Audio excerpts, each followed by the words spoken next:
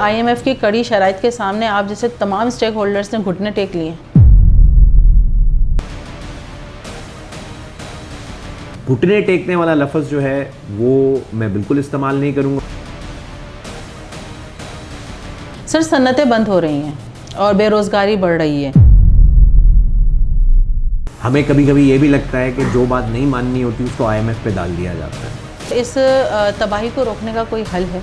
इसका कोई हल जब तक जंग ख़त्म नहीं होती समझ में नहीं आ रहा है। मुल्क के माशी शहरक कराची के सबसे बड़े तिजारती इदारे के सीनियर नायब सदर मोहम्मद रज़ा इस वक्त हमारे साथ मौजूद हैं। आइए इनसे बात करते हैं कि क्या वाकई सन्नतें दम तोड़ गई हैं या फिर सिर्फ सियासी बयानियाँ हैं। अस्सलाम वालेकुम सर। सर, ये बताइएगा कि डॉलर की ऊंची उड़ान और इसके अलावा अगर बात की जाए बिजली की सनत की, वो भी महंगी कर दी गई है, तो क्या ये सिर्फ़ और सिर्फ आप लोग हुकूमत को तजावीज़ देने के लिए या फिर कोई एहतजाजी क़ुव्वत भी रखते हैं? देखिए, इस वक्त तो जी जो सिचुएशन है, जो पूरा ग्लोबल सिनेरियो है, वो सबके इल्म में है। तो उसमें महंगाई या बिजली महंगी होना या तेल से रिलेटेड कोई भी चीज़ महंगी होना, ये एक ग्लोबल फिनोमेना है। हम कराची चैम्बर से हमेशा से हुकूमत से एक ही बात करते रहे हैं कि एक्सपोर्ट्स जो हैं वो पाकिस्तान की शहरग हैं। एक्सपोर्ट्स के बग़ैर मुल्क आगे नहीं बढ़ सकता। एक्सपोर्ट्स के लिए ज़रूरी है कि हमारा जो कॉस्ट ऑफ डूइंग बिज़नेस है वो नीचे होना चाहिए, और इस पे कई दफ़ा एहतजाज भी हो चुके हैं, स्ट्राइक्स भी हो चुकी हैं। तो ऐसा नहीं है कि हम सिर्फ़ आए बैठे बात किए और चल दिए। कराची चैम्बर जो है वो एट द फोर फ्रंट है हुकूमत से नेगोशिएशन में, और एक उसकी मिसाल इस तरह है कि अभी एक पूरा बजट प्रपोज़ल का डॉक्यूमेंट भी कराची चैम्बर की तरफ से जा चुका है। लेकिन देखिए, इस वक्त सिचुएशन जो है वो बहुत डिफरेंट है। इस वक्त आप हुकूमत से ये मुतालबा नहीं कर सकते कि तेल की कीमतें कम करें, क्योंकि जो ये महंगाई है ये पूरी दुनिया को इफ़ेक्ट कर रही है, और इसका कोई हल जब तक जंग ख़त्म नहीं होती समझ में नहीं आ रहा है। सर, क्या आप ये तस्लीम करेंगे कि IMF की कड़ी शराइत के सामने आप जैसे तमाम स्टेक होल्डर्स ने घुटने टेक लिए?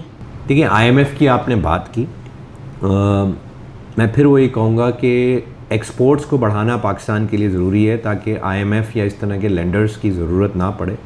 जहाँ तक IMF की कड़ी शराइत की बात है, देखिए, आप इसकी मिसाल इस तरह लें कि आज मैं एक बैंक से लोन लेने जाता हूँ, वो मेरे बिज़नेस को स्टडी करता है, उसके बेसिस पे मुझे वो कर्ज़ा देता है, लेकिन उस कर्ज़े के साथ चंद शराइत देता है, चाहे कोई भी बैंक हो, कि अगर आप ये बेंचमार्क्स पूरे करेंगे तो आप मेरा कर्ज़ा लौटा सकेंगे, वरना अगर आपने ये काम नहीं किए तो मेरा कर्ज़ा आपके लिए लौटाना मुश्किल होगा।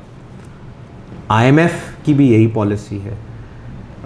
हुकूमती लेवल पे, फाइनेंस मिनिस्ट्री लेवल पे IMF की शराइत जो हैं वो सबको मालूम है।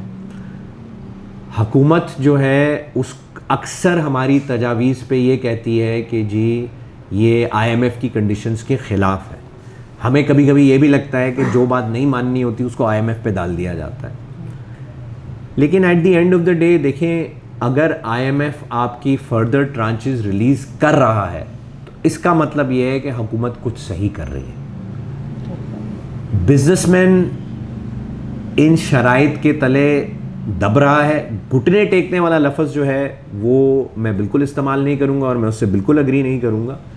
लेकिन देखें, अगर एक आपके मुल्क ने एक कमिटमेंट की है किसी भी लेंडर के साथ, तो वो कमिटमेंट ऑनर करना भी आपके मुल्क की सॉवरेनिटी का सवाल है। सर, सन्नतें बंद हो रही हैं और बेरोज़गारी बढ़ रही है, तो आपके पास इस तबाही को रोकने का कोई हल है? देखिए, सनतें बंद होने की वजह क्या है? मैंने शुरू में बात की कंपेटिटिव होने की। कॉस्ट ऑफ डूइंग बिज़नेस जो है वो पाकिस्तानी बिजनेसमैन का अगर रीजन से हाई होगा तो पाकिस्तानी बिजनेसमैन रीजन के कंपेटिटर से compete नहीं कर सकता और वो सनत सर्वाइव नहीं कर सकती लॉन्ग रन पे।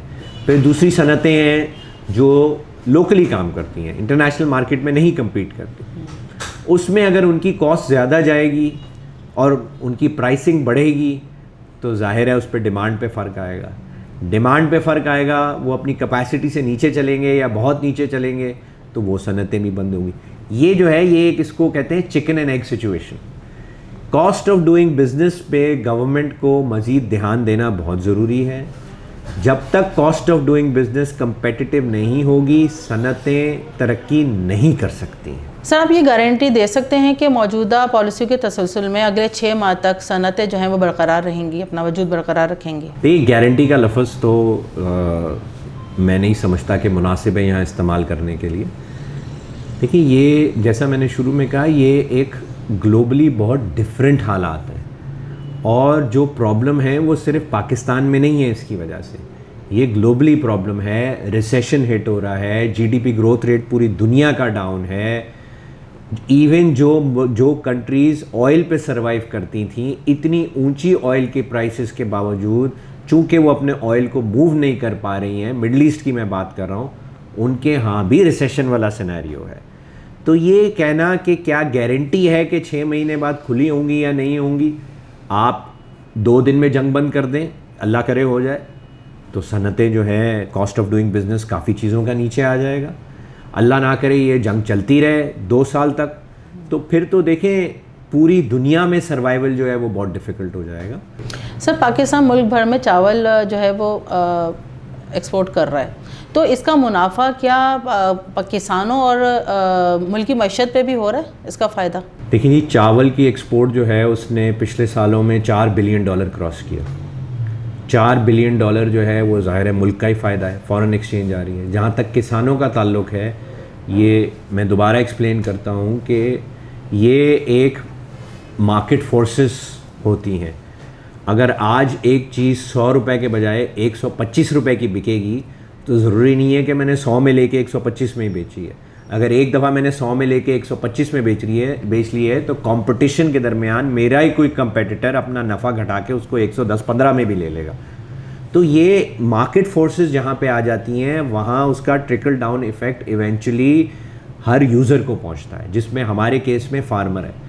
तो जैसे जैसे कोई भी सेक्टर ग्रो करेगा, चाहे वो चावल हो, चाहे वो गंदम हो, चाहे कोई भी सेक्टर हो, उसमें जो सबसे निचला तबका है उस तक ट्रिकल डाउन इफ़ेक्ट होने में टाइम लग सकता है, लेकिन वो इफ़ेक्ट 100% आता है। मुल्क की मईशत पे भी आता है, नीचे फार्मर पे भी आता है, और जितने लोग उस वैल्यू चेन में इन्वॉल्व होते हैं उन सब पे उसका एक परफेक्टली कंपेटिटिव मार्केट में उसका इफ़ेक्ट डेफिनेटली आता है। कारोबार सिसक रहा है और इंडस्ट्रीज खामोश हैं। आज के लिए नाज़रीन इतना ही। मिलते हैं आपसे अगले प्रोग्राम में। सबा खान को इजाज़त दीजिए। अल्लाह हाफ़िज़।